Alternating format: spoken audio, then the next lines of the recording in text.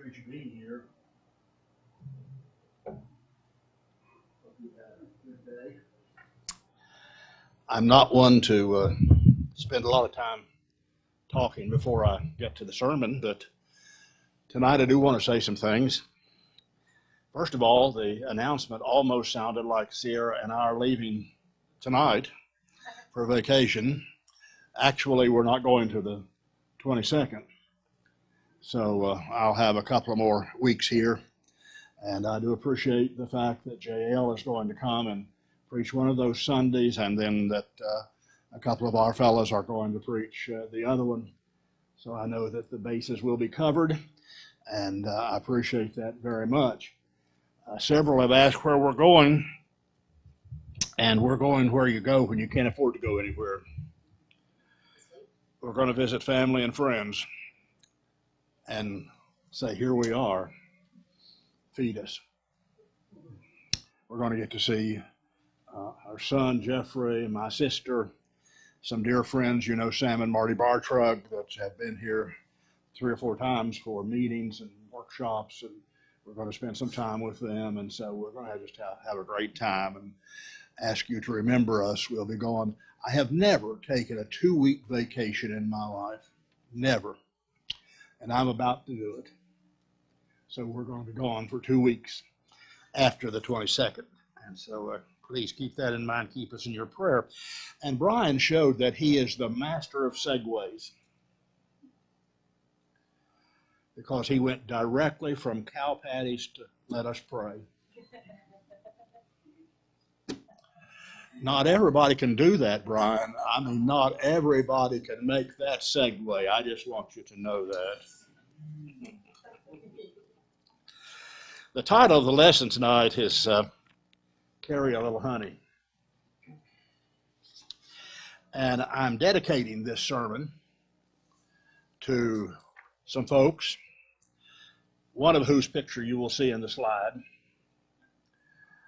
You may know that that's next slide, and you'll see it. There it is. Rusty.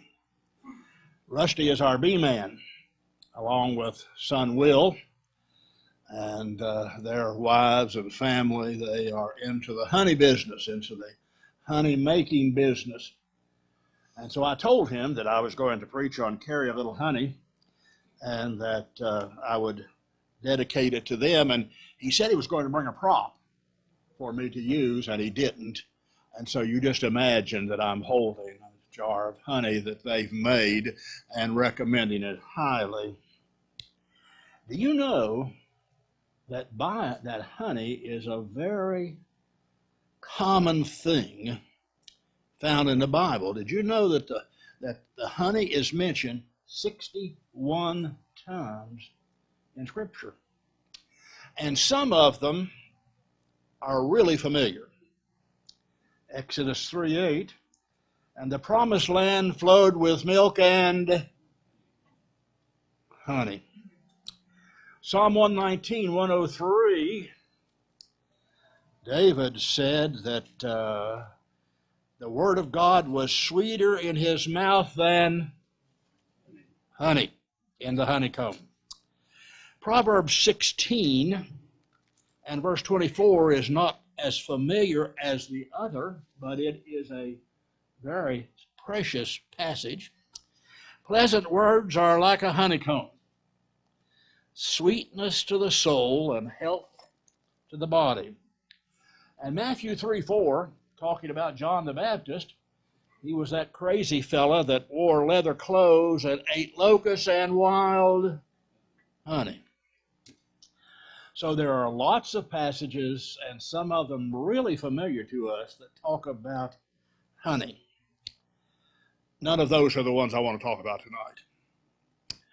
I want us to go to Genesis chapter 43 and verse 11. Genesis 43 and verse 11.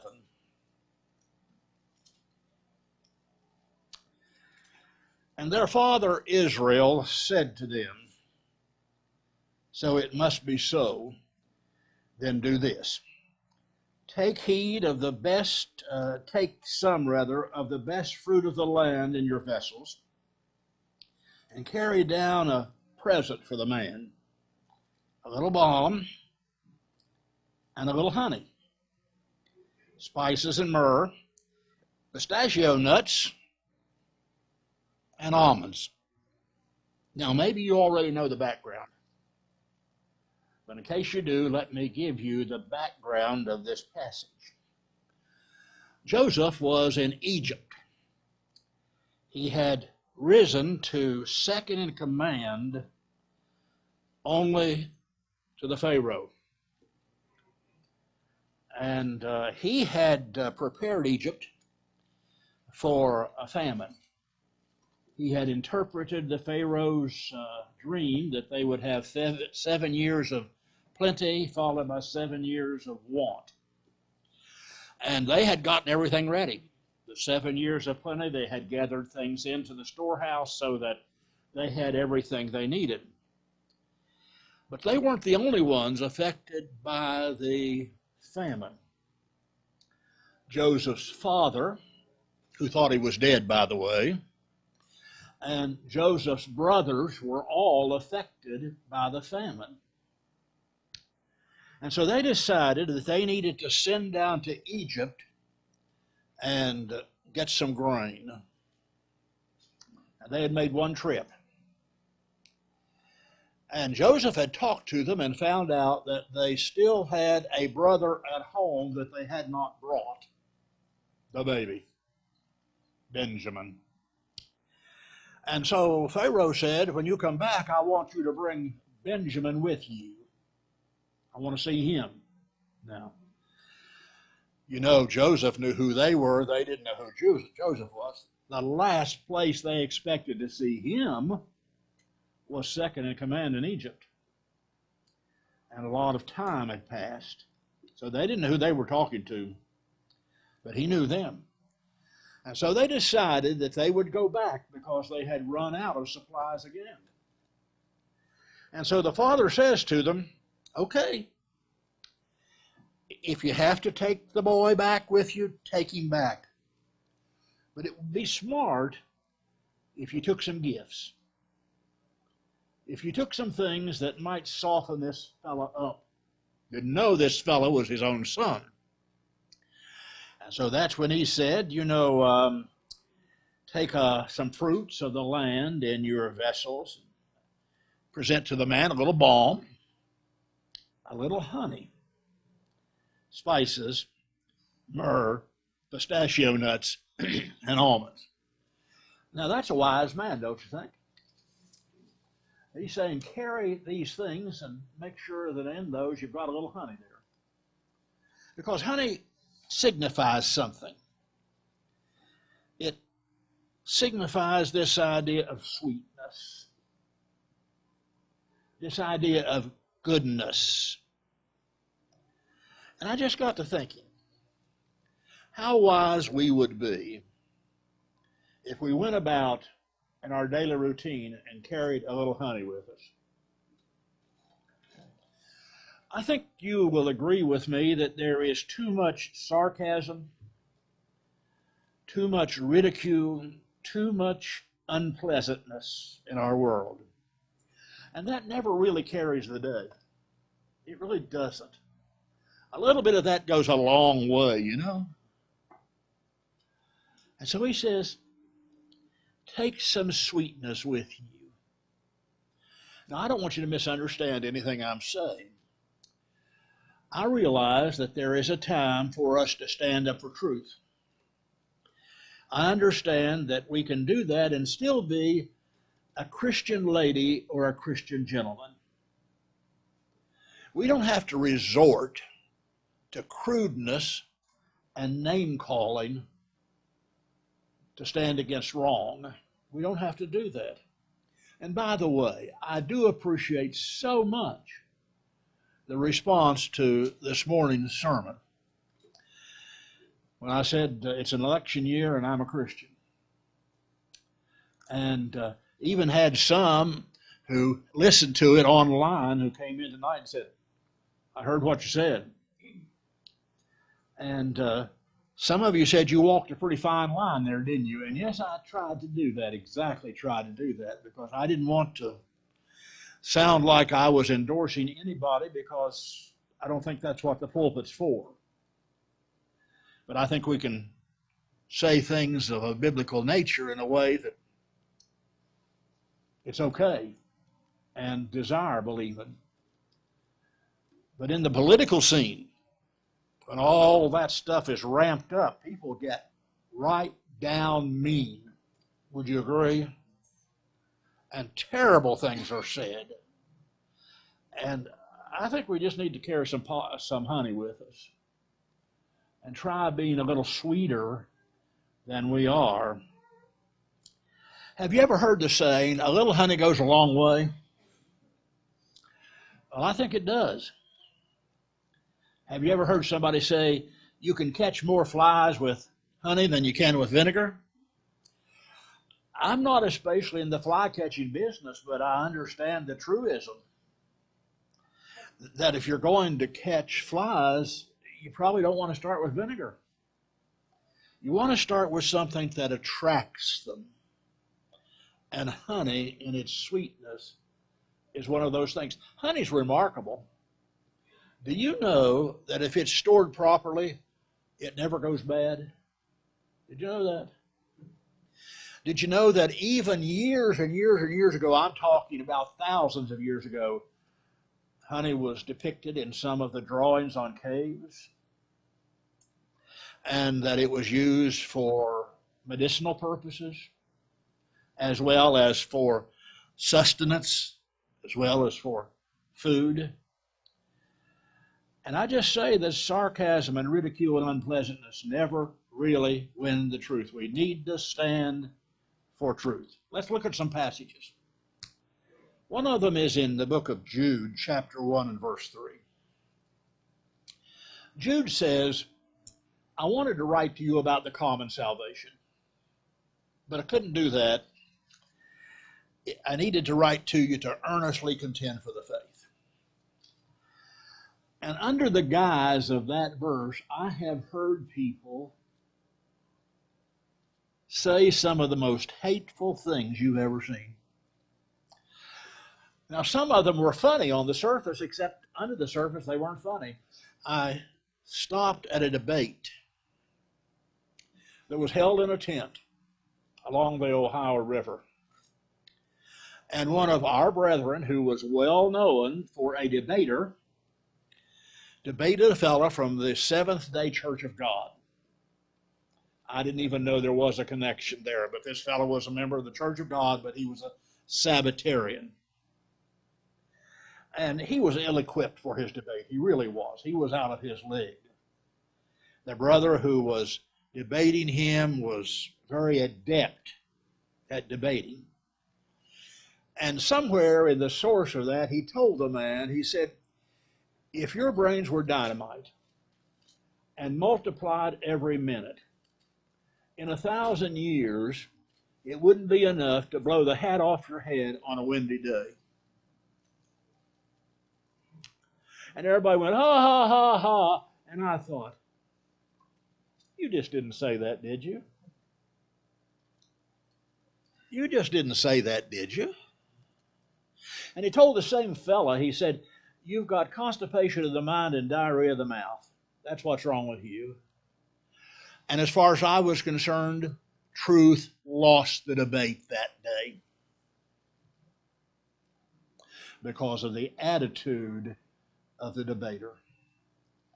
Yes, earnestly contend for the faith, but that doesn't mean be contentious. Do you know that there are people who view things differently than we do, who are just as honest and sincere as we are? They love the Lord just as much as we do. They just don't know any better. And we don't really help them to know better by insulting them. We simply don't. So contend for the faith, but don't be contentious for the faith. Paul said in Ephesians 4:15, which you know is one of my favorite verses. I wrote an article a week or so ago about it in our bulletin. But speaking the truth in love may grow up in all things unto him who is the head, Christ. We're supposed to stand up for truth But we're supposed to present it in a loving way. And it's like, if you love me that much and you talk that way, what would you do if you hated me? Let's make sure that people sense that we love them. I had a professor in college a long time ago, but I've remembered his line. He said, fellas, if you love the people where you go, and if they know you love them, you can tell them whatever you have to tell them. And I thought, there's wisdom there. If you love people and they know that you love them, if you need to point out something, you can point it out. And you'll do it in the right way. In 2 Timothy chapter 2, and I did want to spend a little time here because I realize this is to preachers. And I'm not going to take anything away from that at all. But by the same token, I think there's a wealth of material in just a couple of verses here. 2 Timothy chapter 2. And I want to begin with verse 23. But avoid foolish and ignorant disputes, knowing that they generate strife. I'm going to stop right there. I'll read the other verse in a minute. Are there some disputes that just don't deserve a comment? There's just no sense in talking about them. There's nothing to be gained. And then he says, and a servant of the Lord must not quarrel, but be gentle to all, able to teach, patient. The servant of the Lord, I believe that's what I am. I believe that's what you are. And he says the servants of the Lord must not quarrel. There's nothing gained by quarreling with somebody. Gentle to all, able to teach, patient. So, want some practical examples?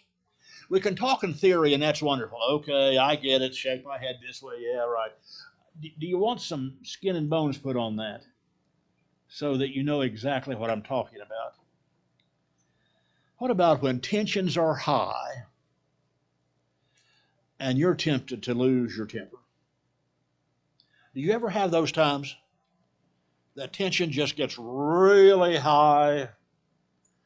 Sometimes in the home, sometimes on the job, sometimes across the backyard fence. It's like tensions get high. And you wonder what makes people do the things they do. As you know, I've told you and shown you pictures and all of that of our two puppies that just are very precious to us. Sometimes they get out. It's kind of like you crack the door that much and they can get through there.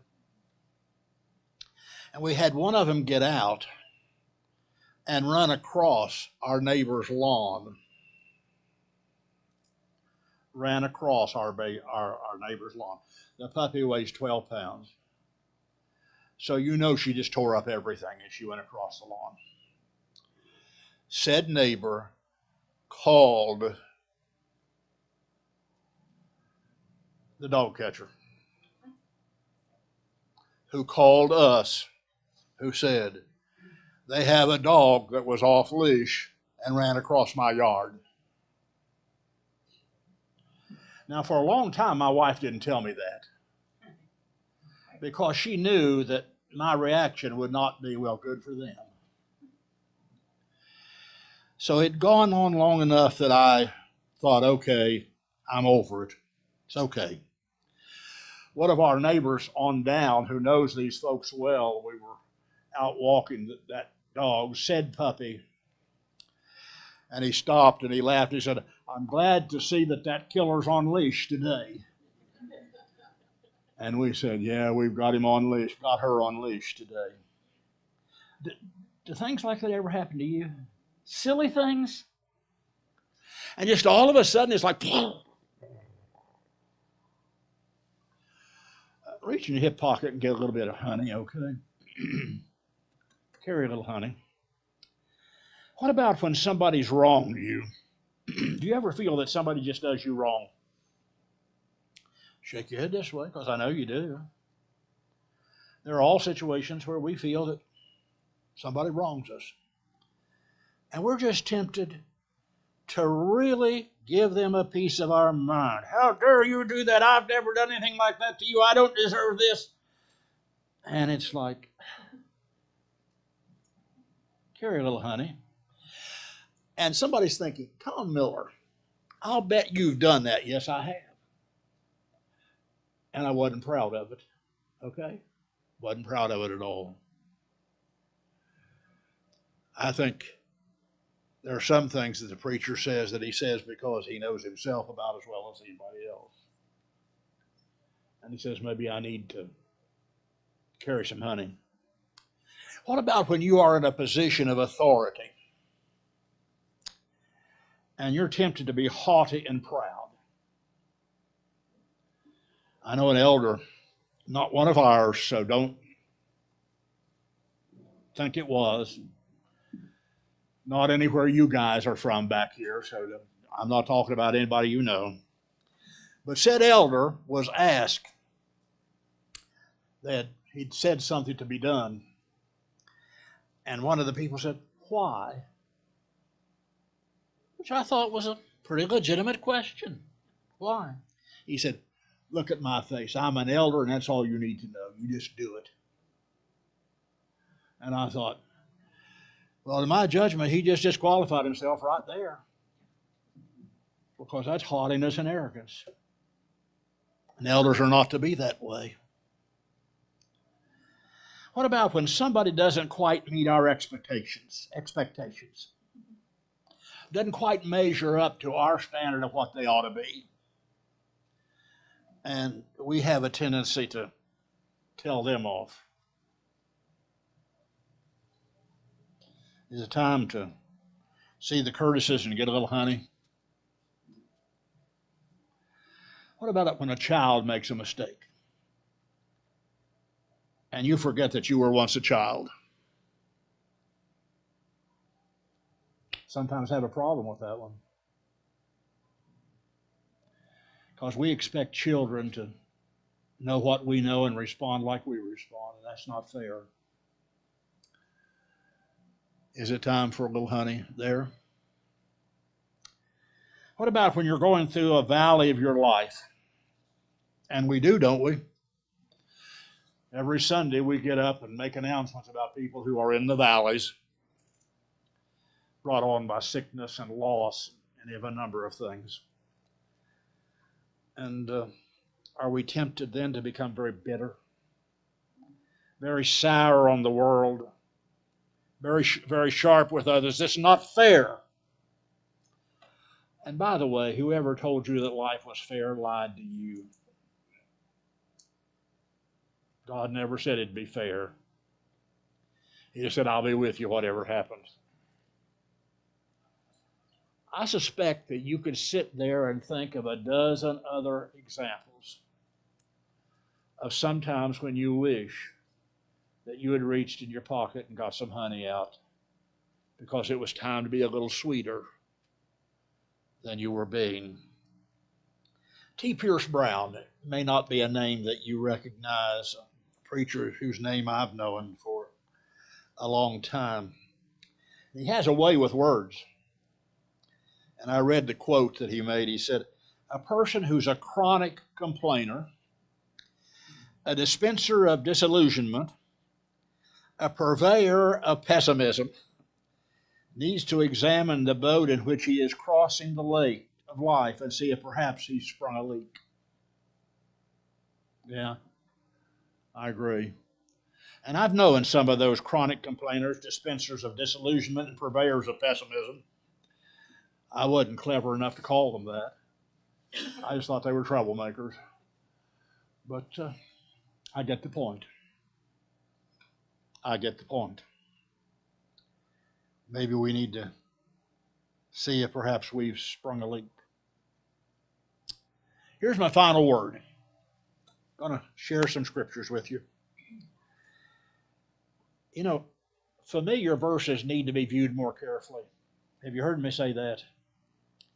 That there are verses that we know very well and just somehow we don't get them sometimes. Matthew 7:12, you know what that one is, don't you? We've got a name for it. We call it the golden rule. All things, therefore, whatsoever you would that men should do to you, do you even so to them. For this is the law and the prophets. It's not treat other people as you've been treated. It's treat other people as you would like to be treated, whether they treat you that way or not. I've been discovering some things about when you're an old man and walk with a cane, that most people are anxious to open doors for you. And they'll run ahead and say, well, come on, sir, I'll hold this for you. And they've begun to do that for Sierra. And she doesn't even have a cane. That's a sweet thing. And I tell them, thank you. That's very kind of you. And then I've also noticed some who will brush you aside and almost knock you down to get ahead of you in line. And it's like, hey, wait a minute. What we're to do is treat people the way we would want to be treated, whether we're treated that way or not. Galatians 6:2, bear one another's burdens, and so fulfill the law of Christ. Did you ever wonder what the law of Christ is there? I think it's love one another as I've loved you. It goes back to the instruction he gave his disciples. By this all men will know that you're my disciples if you have love one for another. He said, you bear one another's burdens, and in doing that you will be fulfilling the law of Christ. Do you know somebody whose burden needs to be lifted? We have some folks like that in the congregation. I'll have to tell you that personally, every time that Lisa Lee comes in this building, it gets me right there. And she has the sweetest disposition. And she loves us, and she loves being here. And I was so thrilled this morning. I noticed everybody was gathered around her over there this morning. She was sitting in a wheelchair back there, and everybody was gathered around. I thought, yes! Helping bear a burden. How sad it would be to have the problems that she has to deal with. And then 2 Corinthians 1:3-4. And this is a passage we're not quite as familiar with maybe as some of the others. But still, it has a lot to say about how we ought to behave.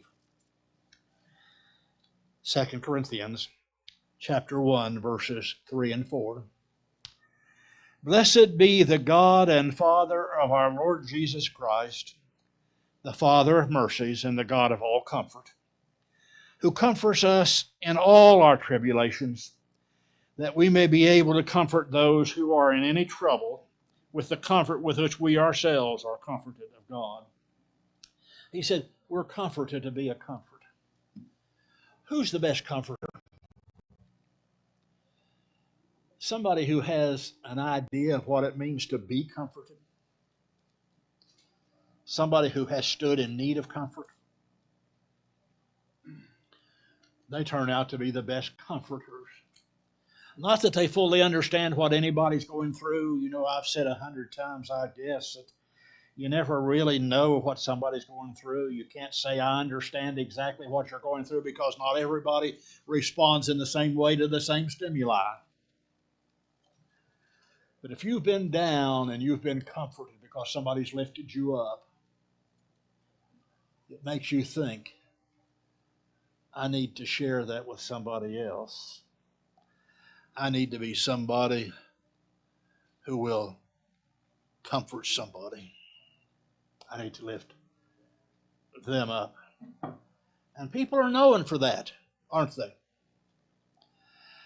We mentioned hands and feet this morning in services in one of the prayers. I don't remember exactly the context. Were you the one that did that, John? And I look at all those pictures, and those wonderful people, some of our own and some from other congregations, who just spend time helping the less fortunate. And Darlene, you've always got somebody over there you're hugging on. And that means something to them. Means something. Please don't quit doing that. I've known Darlene and Kirk for a long time. I married them, and I think they've forgiven me for it. And one of my favorite wedding pictures is they're both standing behind me. Of course, you can't see anything but their head, one of them sticking out on one side and one sticking out on the other side. And I look like some kind of three-headed monster. But I've forgiven you for that one too. But I think it's just wonderful that you're able to care about people and help people. One last passage. Colossians chapter 3, or chapter 4 rather, and I want to read verse 6. Colossians chapter 4 and verse 6. Let your speech be always with grace, seasoned with salt, that you may know how you ought to answer each one. Let your speech be always with grace, seasoned with salt, palatable, easy to swallow, easy to take, appealing, tasty. He's not talking about food. He's talking about speech. So,